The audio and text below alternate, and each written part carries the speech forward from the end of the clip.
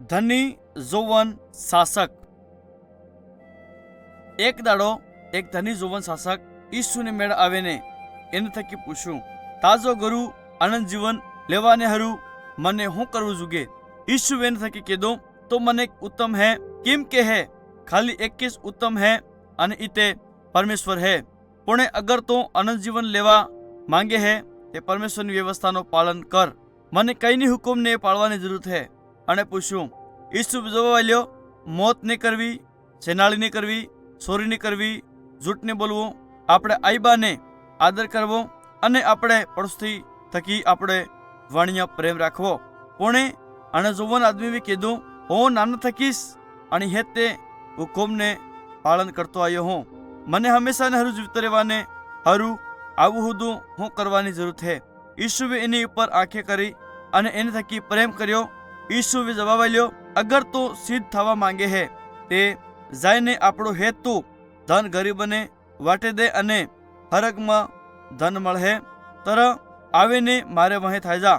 ઈસુએ કીધું, જરા આને જોવન આદમી સાંભળ્યું તો ઈ ઘણો નારાજ થઈ ગયો, કેમ કે તે ઘણો ધની થો અને અણે આપણી હેતી સંપત્તિ છોડવા નહીં માંગતો હતો।